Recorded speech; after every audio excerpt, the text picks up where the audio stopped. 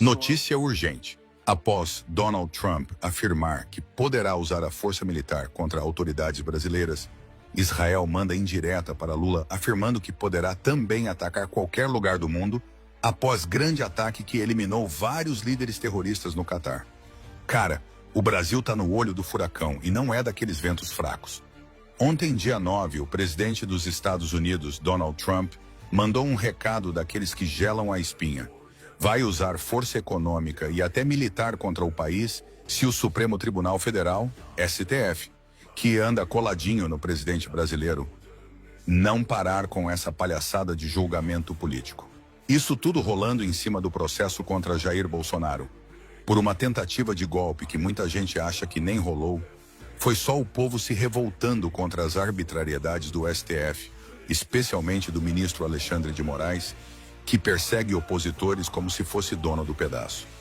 E para piorar, Israel, depois de explodir líderes terroristas no Catar, soltou uma indireta que parece sob medida para o Brasil. Vai caçar inimigos em qualquer buraco do mundo. Aqui na tríplice fronteira, com o Hezbollah espalhado como erva daninha, ligado ao crime organizado e ao ditador Nicolás Maduro, o recado ecoa alto. Lula, que vive de braço dado com o Irã, essa teocracia islâmica que banca terroristas no Oriente Médio, não curte Israel e fica o tempo todo chamando o país de criminoso. E Trump?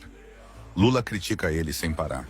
Agora, com os dois gigantes sem papas na língua, o governo brasileiro tá suando frio, com medo de um ataque brabo que pode vir de qualquer lado. Vamos começar pelo que tá pegando no STF. O julgamento de Bolsonaro retomou nessa terça, com Moraes e Flávio Dino votando pela condenação do ex-presidente e mais 7 figurões por uma suposta trama golpista ligada ao 8 de janeiro. Mas para quem não tá dormindo no ponto, isso é perseguição pura e simples. Moraes, o cara que manda no pedaço, tem fechado contas em redes sociais, censurando o povo brasileiro disfarçado de regulamentação das plataformas. É mordaça no povo, calando quem critica o presidente brasileiro e seus aliados. O julgamento é parcialíssimo, sem provas concretas de que Bolsonaro mandou destruir nada. Até o ministro Fux admitiu que não tem evidência disso. É só para agradar o Planalto e enterrar a oposição. Eduardo Bolsonaro, filho do ex, e o influenciador Paulo Figueiredo andam lobeando nos Estados Unidos para apertar o cerco. E parece que colou. Trump, que está no segundo mandato e não engole desaforo, reagiu pesado. Pela boca da porta-voz da Casa Branca, Caroline Leavitt, ele avisou. Mas posso dizer que isso é uma prioridade para a administração e o presidente não tem medo de usar o poder econômico e o poder militar dos Estados Unidos da América, para proteger a liberdade de expressão ao redor do mundo. Os Estados Unidos vão usar todo o poder econômico e militar para proteger a liberdade de expressão no mundo. O presidente não tem medo de apertar o botão. Isso veio no dia do julgamento e já tem histórico. Desde julho, tarifas de 50% nas exportações brasileiras, sanções pela lei Magnitsky contra Moraes e outros 7 ministros do STF, mais o procurador-geral Paulo Gonet. Vistos revogados, contas congeladas. É pressão total. Trump vê o STF como uma ditadura judicial aliada do presidente brasileiro que quer prender opositores num circo sem imparcialidade. O subsecretário Darren Beatty já tinha dito que vão tomar medidas cabíveis contra abusos.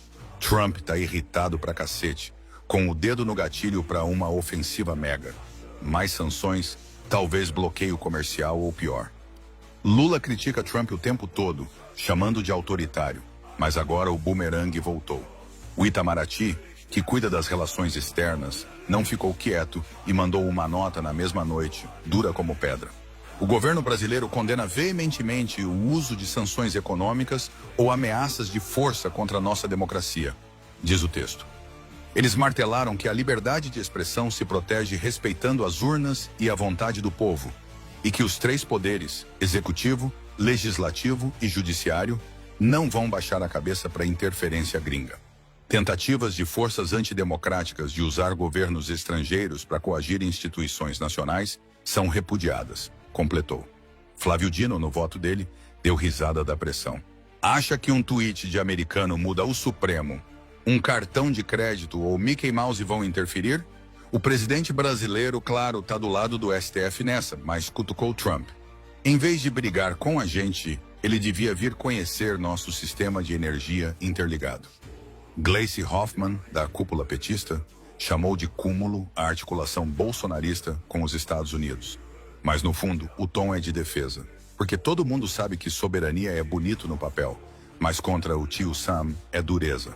Agora, entra Israel na dança, e isso complica tudo mais. Na terça, as forças israelenses fizeram uma operação cirúrgica em Doha, no Catar. Mísseis guiados atingiram uma reunião de líderes do Hamas, matando 6, incluindo o filho de Khalil al-Hayya, o principal negociador do grupo. Foi em retaliação a um atentado em Jerusalém Oriental, na segunda, que ceifou 6 vidas e foi reivindicado pelo Hamas. O primeiro-ministro Benjamin Netanyahu ordenou tudo sozinho, usando drones e munições precisas para evitar baixas civis desnecessárias. Mas o alvo era alto escalão, em casas de membros do gabinete político do Hamas, que o Catar abriga desde 2012. O ministro da Defesa, Israel Katz, soltou o verbo. O longo braço de Israel vai atuar contra inimigos em qualquer lugar. Não tem esconderijo para quem participou do massacre de 7 de outubro. Isso foi em referência ao ataque do Hamas em 2023, que matou 1.219 israelenses, a maioria civis, e desencadeou a guerra em Gaza, com mais de 64 mil palestinos mortos até agora, segundo o Ministério da Saúde de Gaza. Israel não está brincando. Essa operação foi inédita, violando a soberania do Catar, que é mediador no conflito junto com Egito e Estados Unidos. Trump criticou o local. Não estou contente com isso. Elogiou o Catar como aliado forte e disse que Netanyahu agiu por conta própria. O embaixador israelense na ONU, Danny Danon, justificou. A gente coordena com os americanos, mas às vezes decide sozinho e avisa depois. O Catar chamou de ataque covarde, matou um agente de segurança deles e alertou para uma resposta regional. Mas Israel enfatizou, não é contra o Catar, é contra o Hamas, uma organização terrorista.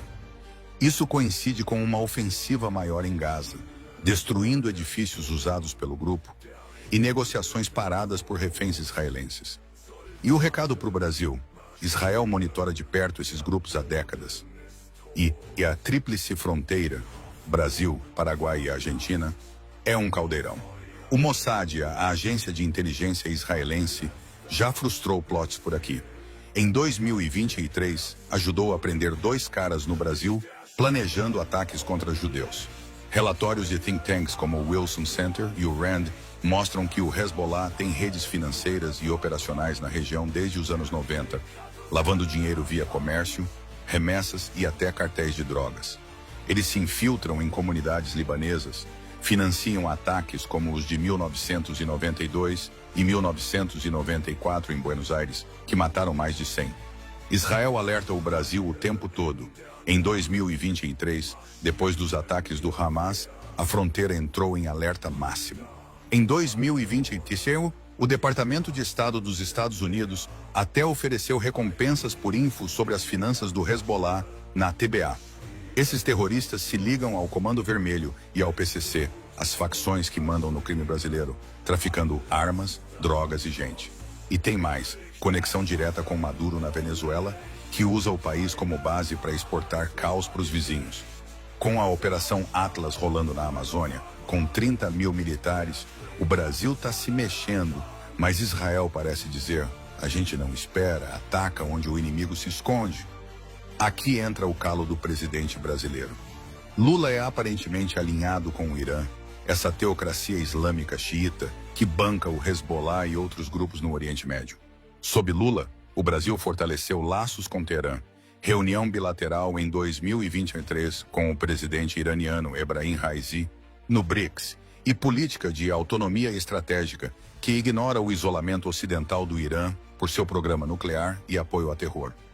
Em 2023, Lula cedeu à pressão americana e negou docagem de navios de guerra iranianos no Rio.